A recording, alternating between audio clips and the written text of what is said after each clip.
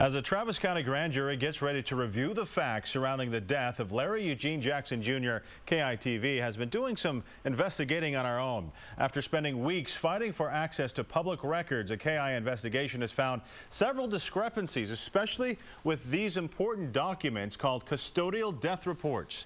KITV's Adam Rakusin joins us live now. And Adam, first of all, in this cover story, why 2 reports, and what is this loophole? Well, that's really the question here. Why 2 reports? You know, it's important because this information could be used to make sure that no one's civil rights have been violated when someone dies in custody of the police. The problem is there are those 2 reports. Both are official reports, and they indicate that they were filed on the very same day at the exact same time.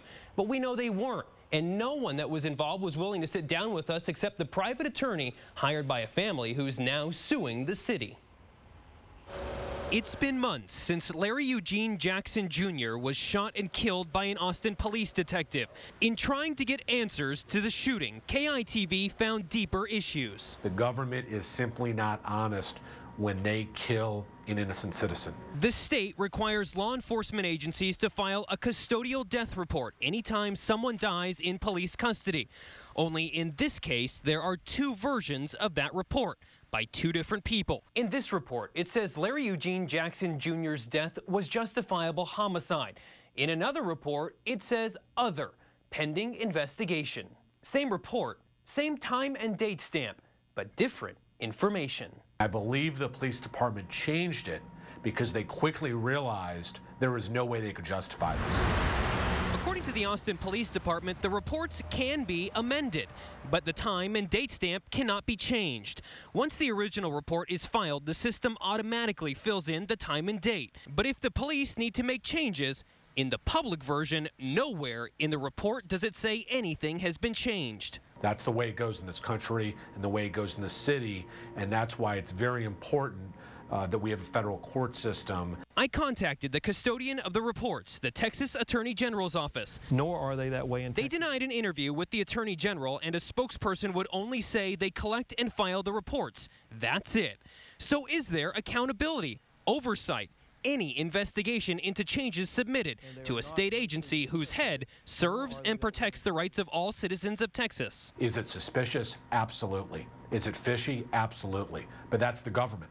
The government in these situations does everything they can to make themselves look good. The police department tells me when they need to make changes to a report, they email changes to the AG's office. Wouldn't that mean someone has to input the new information? For days, I emailed the Attorney General's office. We asked a representative that exact question. So far, they have not given us a response to that yes or no question. And each agency is following what's in the law. Our investigation raised even more questions about that. And did lawmakers really just want the reports put in a filing cabinet? And also, do other states have accountability on this? We'll keep following this and get you the answers and share them again next week. Well, Adam, why would they need to change the report anyway? Why wouldn't they just put, like, amend or make a new report and say, we found new information? Yeah, we keep trying to get that answer. You know, by state law, the police have 30 days to file this report. They tell me that many investigations aren't completed by that point, but they want to abide by the law. So as new information comes in, they report on that new information.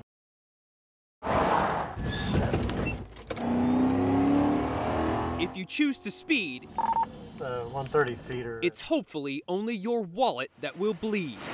I try and get the ones that are public safety, that are posing a threat or posing a danger to other motorists. What if you could get out of your ticket with barely a slap on the wrist? Well, that may just depend on who you are. Does it take being a public official? Are you logged in? That was a deferred adjudication given to a local judge, and that will not happen again. Hi, Judge Spriggs. Caldwell County Justice of the Peace Johnny Spriggs, who handles traffic cases, was caught speeding. A professional at doling out justice, the judge was clocked doing 83 in a 55-mile-per-hour construction zone. Don't believe it? Here's the dash cam video from the Caldwell County Constable's office showing the judge's Jag racing away. Notice the orange construction cones on the side of the road. It took the constable 2 minutes to catch up and pull him over.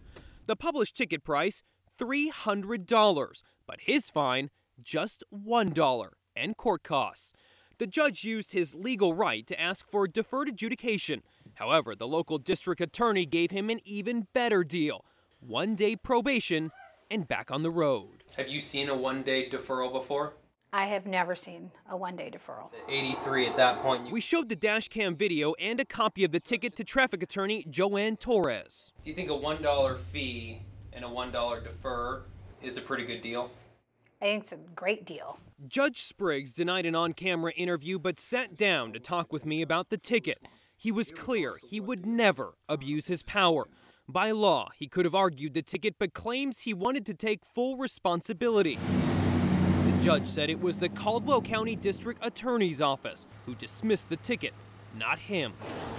Come on back. The DA tells me a typical deferral probation lasts 90 days, not one. Normally doesn't happen. I could tell you based on that, even under the transportation code, this person would not be eligible for deferred because you can't be going more than 20 miles over the speed limit. This was 83 in a 55, 28 miles per hour over the speed limit. Both the DA and judge say sometimes they cut people brakes. But attorneys argue their clients have never seen those perks. I sat down with the DA 2 times. At first, he just wanted to talk, but after showing him the evidence, he assured me this type of deal will never happen again. That one with the judge will not happen again, but that was a mistake on my office's part. Lives on the line. Waiting on hold can be the difference between investigating a case of abuse or missing the opportunity. So we wanted to know why your lawmakers are neglecting the state's abuse and neglect hotline by not giving them enough money to cut down on wait times. KITV's Adam Rakusin has been investigating this and joins us with what he found. Adam. Well, Walt, Judy, this is not 911. The hotline takes calls to collect information and then pass along those reports so they can be investigated. But here's what we found. Here's the wait time for the National Domestic Abuse Hotline. It's only 34 seconds. The state's hotline, 8.5 minutes. You can see that's quite a difference. So where's the money? Why are lawmakers not giving the department enough money to get that time down? Getting out can be the difference between minutes and seconds. He would strangle me, and even though he would hold me down and say, "I'm going to kill you," I thought we were fighting. If that doesn't happen, All calls are answered for the order that they received. a missed phone call, a family is shattered. He always said that I wouldn't make it out alive with the kids. And he always said that if we got out, we'd all be dead. Lisa Pose escaped 13 years of violence by reaching out for help and having someone there to respond. Thank you for holding, Mrs. Victoria. May I have your first and last name, please? This is the front door to the front lines of some of the most horrible acts in the state. The Texas Abuse and Neglect Hotline, or statewide intake. Do any of the kids have special needs? But with only 305 people to answer 440,000 phone calls a year, many in Texas don't reach more than the hold music. We don't want to rush through those calls. We want to, balance the speed with the quality. Unfortunately, 30% of phone calls, or more than 100,000 people who call for help or to report someone needing help, don't make it through. To answer more calls and handle more contacts, it takes more people. So the more people we have, the more we can do that, and the faster we can do it. Thank you for calling the Department of Family and Protective Services. The average hold time to wait to speak to someone is 8.5 minutes. Please remain on the line. State data shows people calling typically hang up at about the 6.5 minute mark. The phone line goes dark. 2 minutes, less than the average time it takes to get to their call. What happens to the callers after that is anyone's guess. I actually had to plug a phone into an outside box on a pole because he'd removed all the phones from the house. And I grabbed a phone and snuck out the window. Under normal circumstances, we would never tie up the hotline. Press 1. For the purposes of this story, we needed to see for ourselves just how long it can take to get through. For more assistance, Please stay on the line. KITV called the hotline number 2 times, once at 10 in the morning and again around 5 in the afternoon. On the first call, we waited about the average. But when we called back, it took 16 minutes for someone to pick up the phone, nearly double the average. Is 8.5 minutes too long to wait on a phone for help? Unfortunately, I think it is. Senator Carlos Uresti is a member of the State Senate Committee on Health and Human Services. When we're talking about a child's life, it can be a lifetime. Do you believe the state is doing enough for the most vulnerable in Texas? I think Texas is doing a good job, but I think we could do better. And they tried to, sort of. This year, the legislature did provide extra money, allowing the hotline to hire extra staff. Thank you for holding. But not enough to cut wait times, just maintain them. Even though efforts came up short, some lawmakers believe by cutting the hold time to 5 minutes, it could keep people on the line and possibly save more lives. We've come a long way, and I'll be the first to admit that. But we can go further, and we need to go further.